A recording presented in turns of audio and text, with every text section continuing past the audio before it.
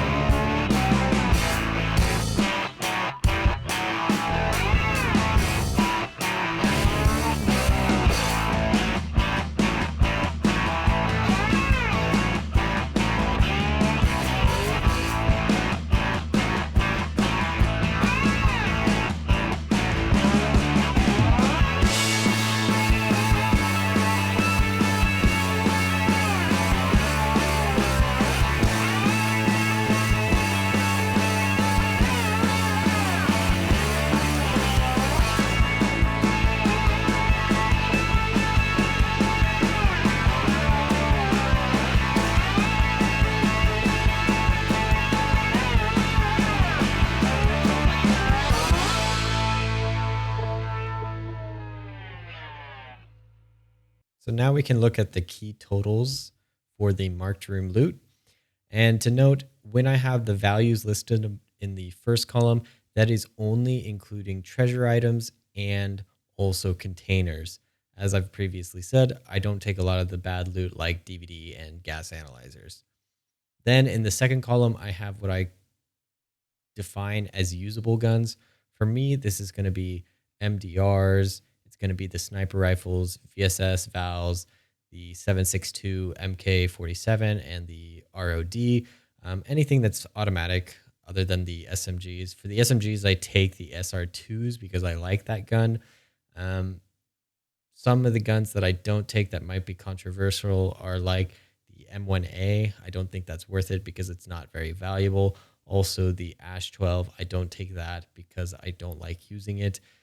So that's kind of how I've defined it. For you, that might be different, but I also avoid taking low value guns such as the AK-74N or PPSHs.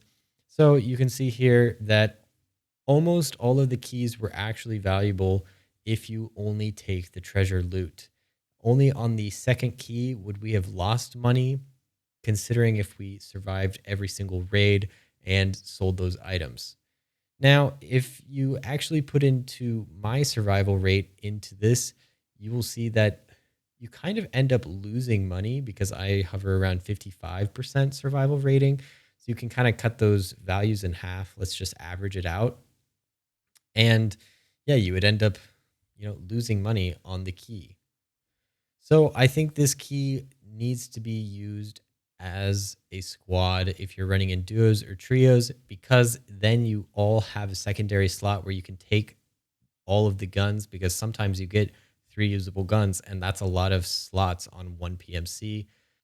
You also have to consider that running this room, you're going to encounter more PvP than other engagements and areas of maps. So you also have to think that your survival rating is going to be a little bit less.